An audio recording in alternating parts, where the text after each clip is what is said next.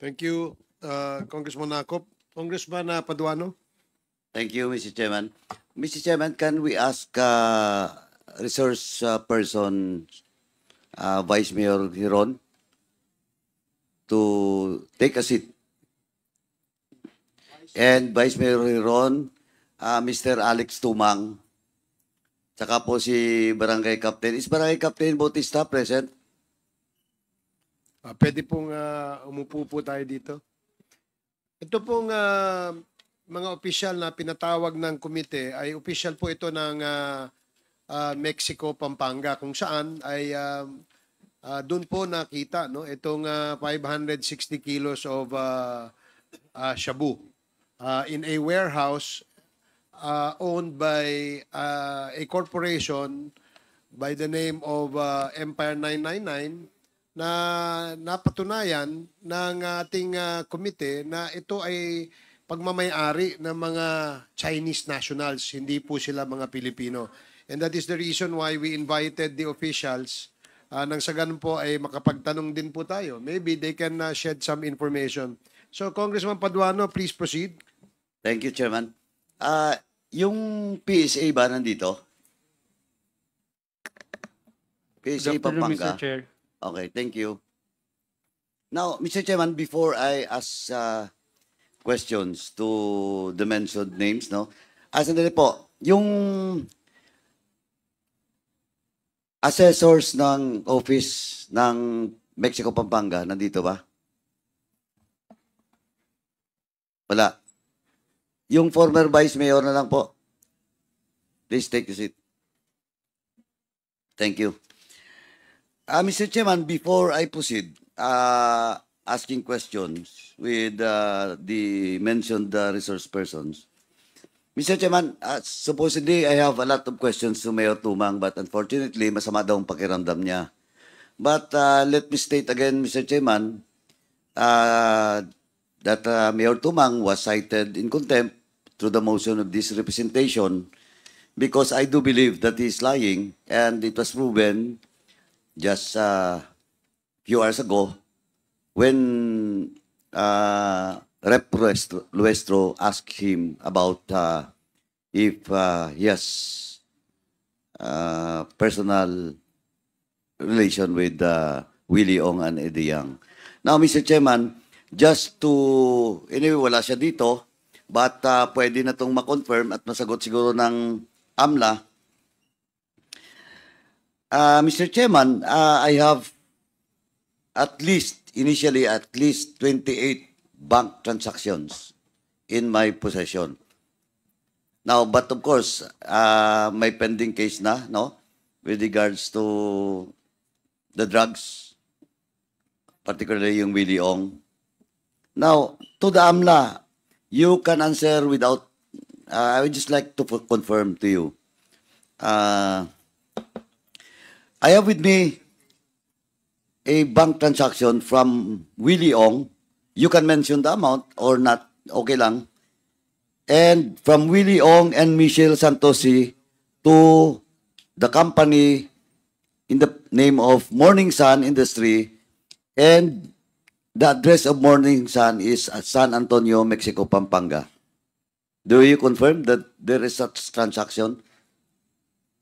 Mr. Chair, without necessarily providing the details, we can at least confirm that the entities and personalities you've mentioned have transactions, Mr. Chair. Thank you, Mr. Chairman. Now, Mr. Chairman, so AMLA confirm. Now, without stating the detailed transaction, particularly the amount.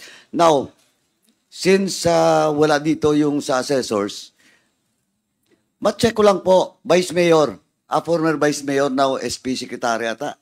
Sir, do you confirm, and sa kay Barangay Captain Kanda, do you confirm, former Vice, do you confirm that the Morning Sun Industry is situated or the address is San Antonio, Mexico, Pampanga? Tama po. Okay, and that address in San Antonio, Pampanga, in which Morning Sun is located, is the residence of Mayor Tumang? Besides the residence of the Besides ex-mayor. the residence. But do you confirm na yung Morning Sun industry is owned by former Mayor Tumang? Opo. Vice, no, Barangay Captain Kanda, do you confirm that Morning Sun? Yes po, Your Honor. Now, let me ask the brother, Alex Tumang. Sir, Alex, remember you're under oath. Please, at alam mo na, pinagdaanan na po natin ito, yung mga queries. Tinabi lang to, dahil sabi ko nga, this was forwarded na, as part of my resolution was forwarded to this committee. Now, question, do you confirm that Morning Sun industry is owned by Mayor Tumang, your brother?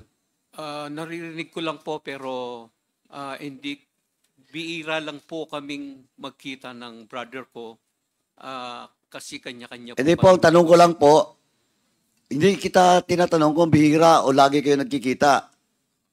Eh baka mamaya, Alex Tumang, pakita ko sa iyo na lagi kayo nagkasama lately. Lately lang po dahil dun sa kampanya. O, kita mo? Eh parang pareho rin kayo magkapatid eh. Kung hindi kayo tatanungin, hindi nyo aminin. Now, again, once again, do you confirm, yes or no lang po, that Morning Sun industry is owned by your brother? Mr. Chair, yung regarding po doon sa kumpanya niya, wala po akong masyadong knowledge doon. So, hindi mo alam. Baka magkamali ko po kung sabihin ko pong alam ko ay yung detail niyan, hindi ko po alam. Hindi ko tinatanong yung detalye. Ownership lang po. Mr. Chair, Yes. Mr. Chair, ano po yung And tanong ko nga kung yung Morning Sun industry is owned by your brother. ang pagkaalam ko po Ang pagkaalam mo ano? sa kanya po before? Bakit may before? Kasi po nababanggit po doon sa ano po last hearing po. Kita mo? Napangalan po doon sa Mr. Alex Tumang, I just want to warn you. Kanina sabi mo hindi mo alam, hindi mo ma-confirm. Ngayon alam mo pati yung ano? Pati yung paglilipat? Mr. Chair, can I explain po? Yes. Kasi narinig ko lang po dito sa hearing po kaya ako nalaman na nailipat po doon sa kanyang anak. Narinig mo sa hearing na to. So you're not close to your brother? Hindi mo alam? Malaking kumpanya?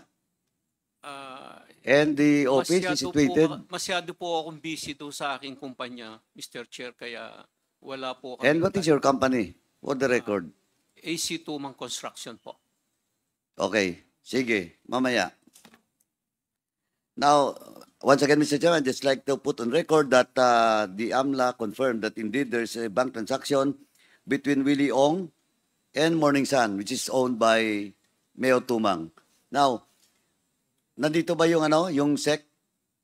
SEC? SEC? Wala. Mr. Chairman, can we ask the COMSEC?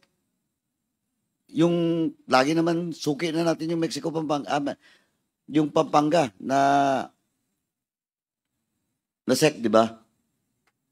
Kindly check na lang po if Morning Sun just before the hearing suspend, para na po it will be put on record that the SEC from Pampanga confirms that this Morning Sun industry is owned by Mayor Tumang.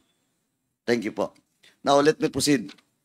Mr. Chairman, let me proceed with, nahin ko na po si Alex Tumang. Again, Mr. Alex Tumang, you're under oath. Pinaunahan na po kita. Ang kapatid mo po kanina, pinaunahan ko rin. Hindi kami nagkulang dito. We warn you that you're under oath at alam na po namin kung magsisinungaling kayo, hindi because we have all the data and facts. Now, well, in fact, continuation lang to ng hearing natin with the dangerous drugs. Now, yung lupa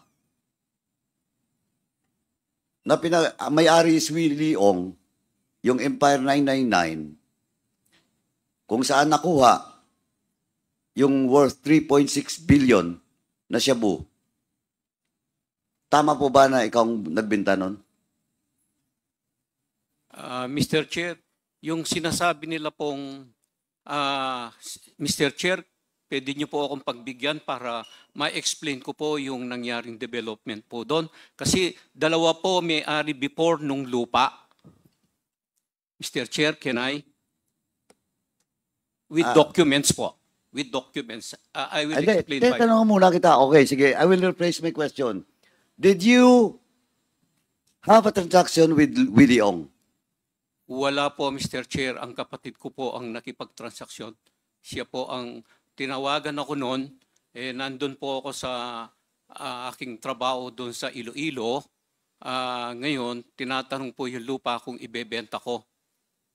Sabi ko, oo, kailangan ko nga ang pera na meron akong bubuksan na project. Kailangan ko yung pera kung pwede mo maibenta. Kaya siya po nakipagtransaksyon regarding doon at sabi niya, sinong kakausapin ko dyan? Yung a certain Ernesto Evangelista po ang kinausap niya, Mr. Chair. Well, after nun, binigay nung na transaction po yon, binigay na lang po sa akin yung pera. But, ito, Mr. Alex Tumang, pero yung property, kiniklaim mo ngayon na sa'yo. Mr. Chair, hindi po akin yung property kung saan po. Hindi po yun ang nabili ko. Katabi lang po. Sandali po. Yung katabi ko po.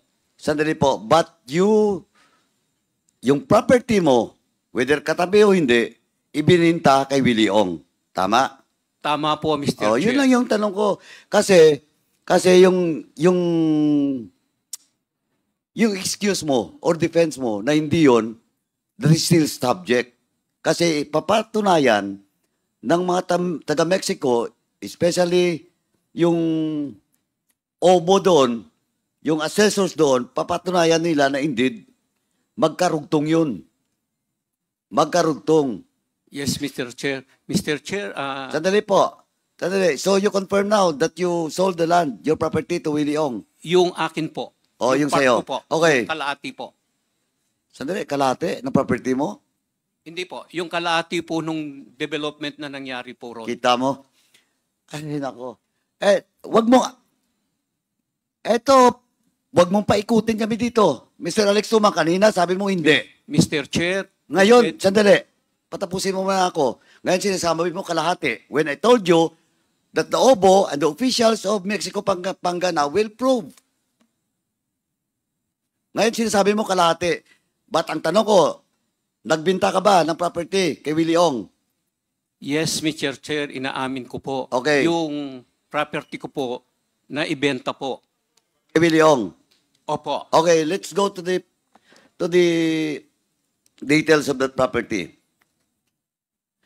Binili mo to yung property kay Mr. Evangelista. Kay Bernardo Evangelista po. Okay, tama. Kailan mo to binili? Mr. Chair, For you answer, just for the information of the members and of course the resource persons and the people watching us now, yung property na pinapacheck natin ngayon is the property in which, sabi ko na nga, the 3.6 billion worth of shabu was recovered. Mr. Chair, next time sa hearing po, titignan ko lang po yung records ko doon sa opisina kung kailan ko po in-start na binayaran po doon sa may-ari po ng lupa kay Mr. Evangelista po. Pero siguro naman, yung pagbili mo, hindi mo matandaan na. Pero siguro naman yung transaction with Willie Ong, matandaan mo mamaya. Mamaya. Tatanungin kita mamaya. Alam ko po, na-receive ko po yung pera June 20, 2019 po, Mr. Chair. June 20, 2019. Yes, Mr. Chair. Okay. Now, magkano? Naibenta ko po ng tig 200 pesos po. Magkano? Approximately po, nasa ano po yun? 19,431 square meter. Kaya umabot po siya ng 3,000,000 886,200. Okay, 3,886,200. Yes, Mr. Chair. Okay. Now, nung binili mo yung lupa, alam mo ba na patay na yung Ines at saka yung asawa niya na ibang ilista? Nung binili ko po, buhay po. Ha? Buhay po yung mag-asawa. Balikan natin, kailan mo binili yon? Mr. Chair, sabi ko nga po kanina, hindi ko na po matandaan. Titignan ko muna yung aking records doon sa opisina po. PSA, wala dito, no? Pero, Alex, Mr. Tumang, ha? May hearing pa tayo ulit. I will check the record because ang impormasyon ko pong nakuha na nung binili niyo yung lupa with the original owner, patay na po yung Ines Tumang at saka yung ibang lista na asawa. But of course, as of now, sige po, sabi mo buhay. Sabi mo buhay, tama? Nung pong in-start ko pong binayaran sa kanila, buhay po yung mag-asawa. So you Alam pay- po ng barangay captain po ng kumpare So ko. binayad mo sa kanila personally. Opo, installment po na binayaran ko doon sa kanila po. May resibo ka pa. Mr. Chair, hindi ko na po matandaan, masyado na pong matagal. At nung naglipat ako doon sa opisina, yung mga ano lang po, receiving, pumipirma lang po si Ernesto Evangelista po doon sa aking records, mga butcher po noon. Okay, ganito po. Kaya mo na muna natin yan. Next hearing, you should comply kasi papatawag ko rin yung PSA. No? Para ma-confirm Mr. yung Chair. statement mo. Mr. Chair, PSA is present po. Kanina pa kita tinatawag, nandiyan ka pala. Oh, kindly check na lang po. Dalawa na yun, nakalimutan ko na yung isa. But anyway, kindly check the records of Ines Tumang. Mr. Chair, we And- will check. We will and provide the Evangelista. information. If you can make it before the suspension of this hearing today, please po.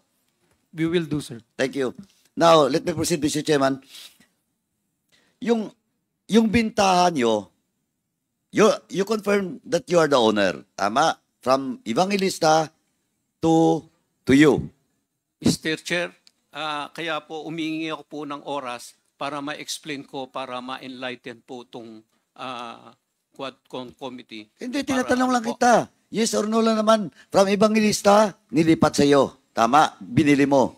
Wala pong nangyaring nailipat ko po. Oh, pero Sa mga binili po. mo. Binili mo. Inaamin ko po, binili ko po. Okay, Ako you po have the nakabili documents. doon sa kay- You provide us in the next hearing. LRA. Alam mo, tapos ka na. Opo. LRA, ma'am. Balikan natin. Ma'am, when the sale was made.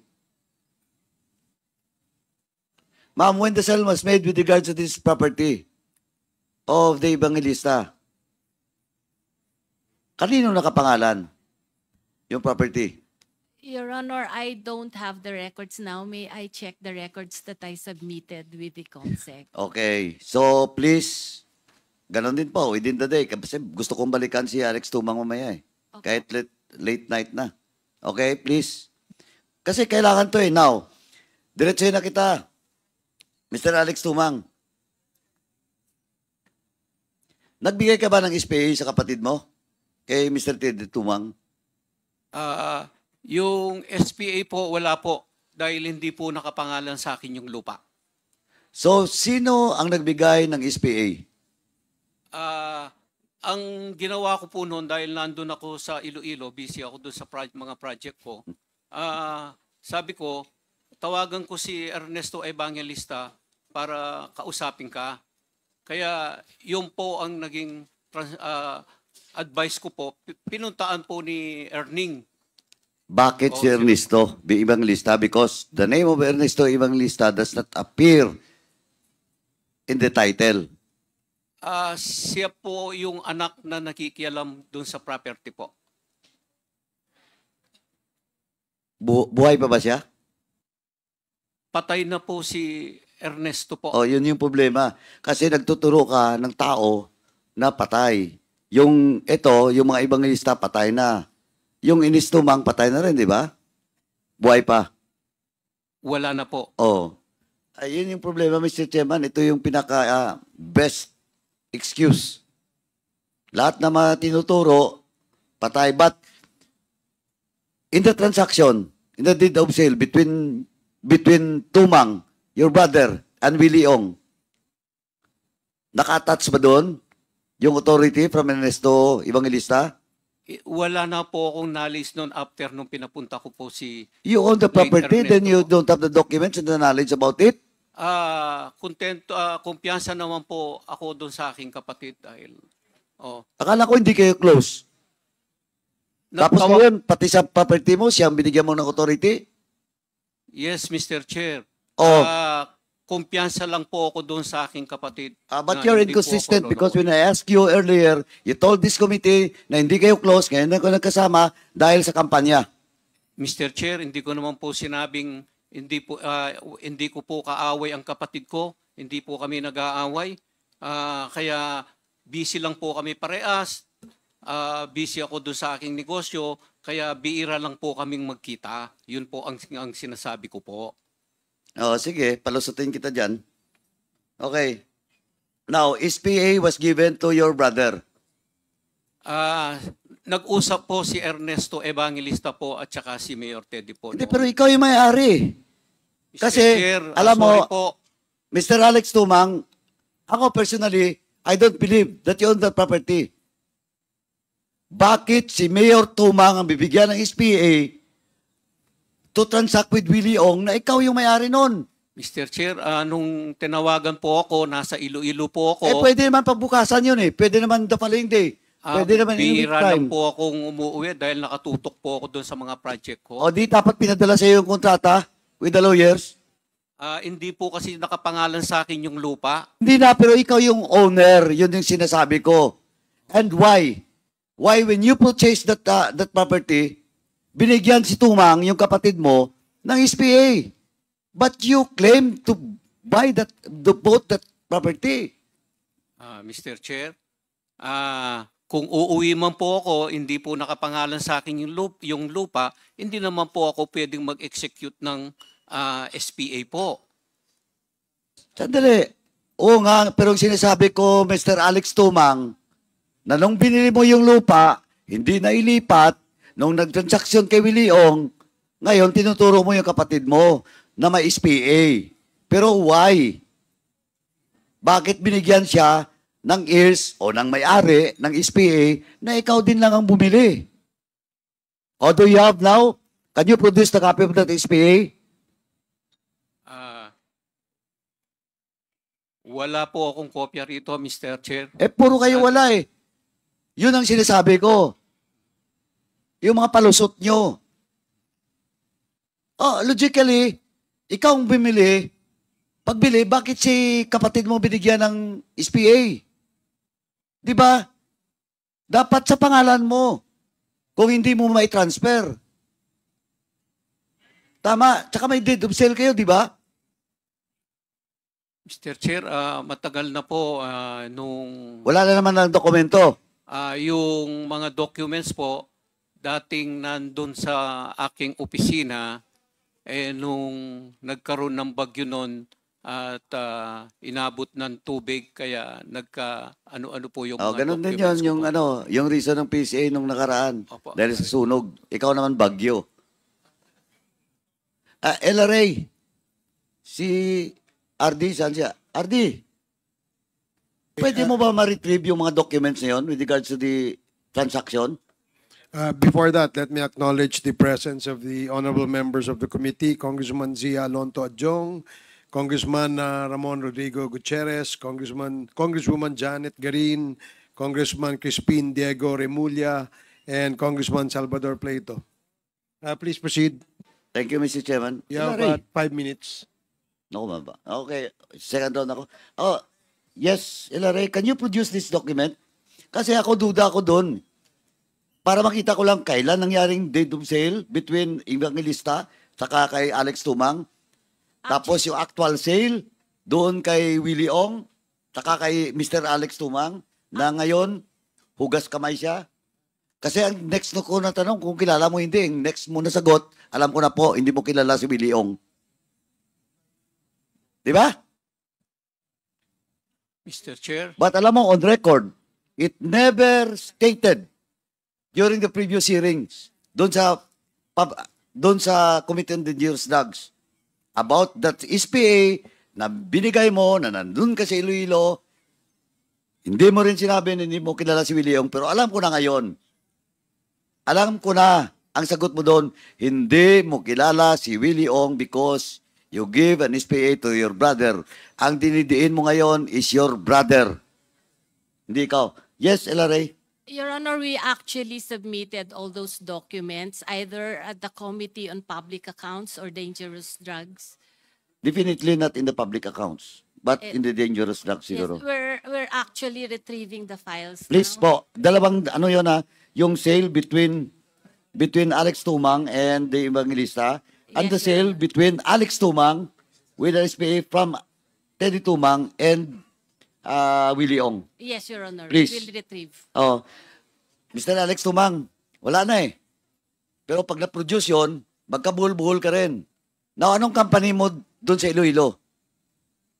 Mr. Chair, meron po akong ginawa doon sa Iloilo po. Project. Ano nga? Anong project? Mga K-12 project po ni When was that? Mayor. Mr. Chair. Again, hindi mo na matandaan? Opo. Oh, when was that?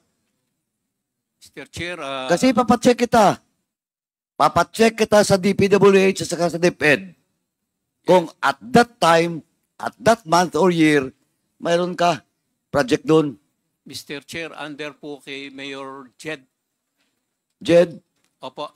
LGU po. hindi nga, kailan nga? Mr. Chair, sa tagal po, hindi ko na po matandaan. Oh, pero matatandaan ni Mayor Jed. Matandaan niya. Possibly po. Possibly, pero ikaw talaga, hindi na. Wala na talaga. Hindi mo na matandaan. Sorry po, Mr. Chair, sa dami na po ng O, anong company yung ginamit mo doon? AC to bid? Tumang Construction po. Easy Tumang. Yes, Mr. Chair. Mr. Chairman, can we direct the COMSEC to... Mr. Chairman, can we direct the COMSEC to communicate with the DepEd and the local government in Iloilo with regards to the project mentioned by Mr. Alex Tumang under the company A2, Alpha Charlie. AC, AC. Tumang. AC Tumang Construction Company, please. Comsec, you are directed to coordinate with the LGU and DPWH of Iloilo. So, yeah, you have 35 seconds, Mr. Chairman, but we Mr. will Chairman, allow okay you lang ako, again Chairman. another minute. Anyway, Mr. Chairman, tingnan ko na lang, baka pwede akong mag-second round mamaya because I have not yet asked questions to former Vice Mayor, to the Vice Mayor now, si Vice Mayor Giron, tapos yung isa pang kapitan na contractor din na allegedly siya yung nagpatayo ng building doon sa kay Willie Ong and Mayor Tumang, no? Tatanungin ko pa sana si Mayor Tumang, but of course, because of medical condition, di siya pwede. And, anyway, Mr. Chairman, just a short manifestation since I have still 35 seconds ba yun, or minutes? 32 na lang, 32 32 seconds. 30 seconds. Mr. Chairman, once again, Mr. Chairman, I reserve my right for second round just in case, kina Mr. Alex Tumang and the rest of the resource person from Mexico, Pampanga. And Mr. Chairman, just to put on record that in this hearing, Mr. Chairman, it was established. Kaya nga napakontempt si Mr. Tidi Tumang, the former mayor of Mexico, Pampanga, because he is lying, and he is directly connected with Willie Ong and Empire 999. And when in fact, it was confirmed by AMLAC that there is a bank transaction between Willie Ong and Alex Tumang or Teddy Tumang through the company, no, that was mentioned by this presentation, which is owned by Alex Teddy Tumang. The corporation is Morning Sun Industry, Mr. Chairman. Thank you, Mr. Chairman. Thank you, Congressman Paduano.